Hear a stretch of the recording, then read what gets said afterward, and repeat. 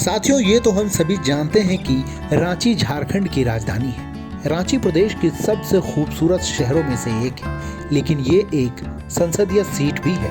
Ranchi Lok Sabha seat को सरायकेला खरसावां और रांची जिले के कुछ हिस्सों को मिलाकर बनाया गया है। अविभाजित बिहार में रांची गर्मियों की राजधानी हुआ करती थी।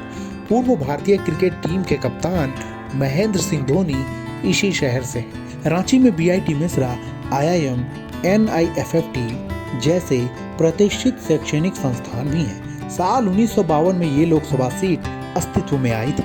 इस सीट पर मुख्य मुकाबला बीजेपी और कांग्रेस के बीच ही होता रहा है, लेकिन गैर बीजेपी और गैर कांग्रेसी दलों को भी यहाँ से मौका मिल चुका है। जोहार दोस्तों, मैं प्रदीप अर्जुन महतो हाजिर हूँ लेकर लोकसभा का रण। रांची संसदीय सीट के अंतर्गत 6 विधानसभा सीटें आती हैं, जिनमें ईचागढ़, सिल्ली, खिजरी, रांची, हटिया और कांके शामिल है। कांके और खिजरी विधानसभा सीट अनुसूचित जनजाति के लिए आरक्षित है, लेकिन रांची लोकसभा सीट सामान्य वर्ग की श्रेणी में आता है।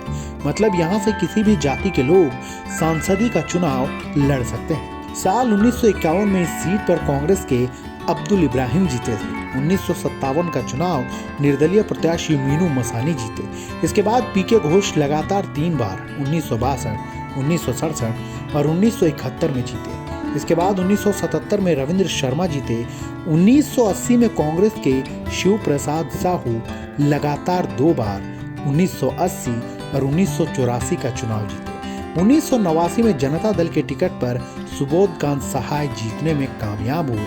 इसके बाद बीजेपी के टिकट पर रामटहल चौधरी लगातार 4 बार 1991, 1996, 1998 और 1999 का चुनाव जीते।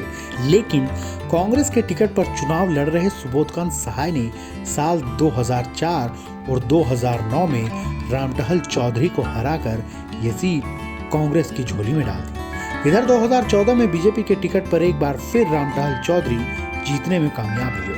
इन्होंने मोदी लहर में सुबोधकांत सहाय को करारी शिकस्त दी। इस चुनाव में बीजेपी के रामटहल चौधरी ने करीब 2 लाख मतों से कांग्रेस के सुबोधकांत सहाय को हराया था। रामटहल चौधरी को 4,48,000 और सुबोधकांत सहाय को 2,49,000 वोट मिले थे। तो वहीं तीसरे नंबर पर आजसू के सुदेश कुमार महतो थे, जिन्हें 1,42,000 वोट मिले थे। लेकिन 2019 में यहां से बीजेपी ने अपना उम्मीदवार बदलते हुए संजय सेठ को सुबोधकांत सहाय के सामने उतारा और संजय सेठ ने सुबोधकांत सहाय को भारी मतों के अंतर से हराया और बीजेपी की उम्मीदों पर खरा उतरे। संजय सेठ को 7,68,028 वोट मिले, जबकि सुबोधकांत सहाय को 4,23,802 वोट ही हासिल हुए।